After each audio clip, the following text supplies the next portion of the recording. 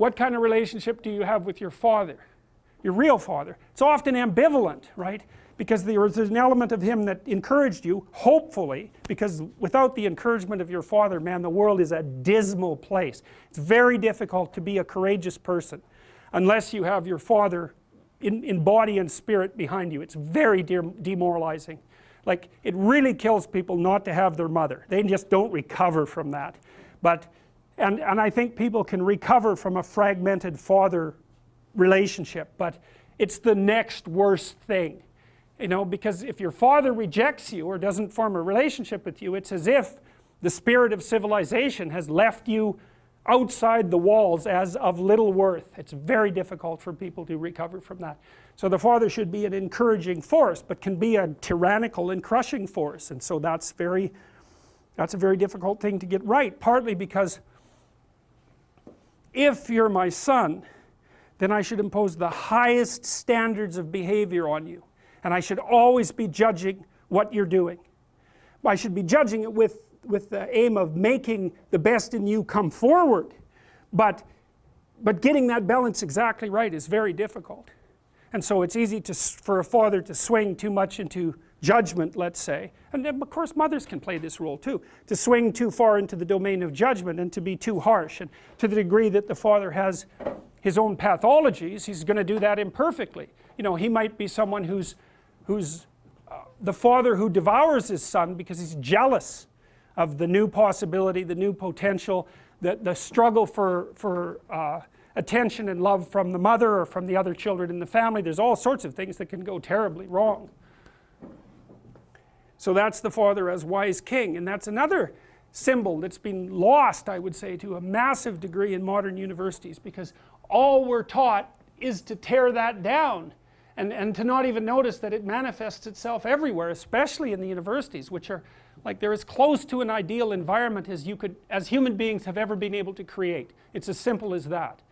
And if you can't be grateful for the structure of the university with all its imperfections, then you're completely blind to this element of the archetype. And that's the opposite of it. That's the son that devours, the king that devours his own son. That's a tyrant. You know, that's like the mother who's too overprotective. It's the male version of that. And the mother that's too overprotective says, I'll never let anything happen to you. It's like, well, maybe you actually want to have something happen to you. You know, it's a bit of an all-inclusive statement. It's like, no, I'm going to make you strong so any number of things can happen to you. And when you need some care, I'll be there. But otherwise, like out into the world with you. That's the right attitude. And for the father, it's like, get your bloody act together. But I'm on your side. It's not because I want to destroy you or demean you or push you down in the dominance hierarchy, but because I want the best in you to emerge. And so you need standards. It's like, what are you doing wasting your life? There's way more than that to you. Get your act together and bring it out. And that's a message that people really want to hear if they have any sense at all. And generally they do want to hear it.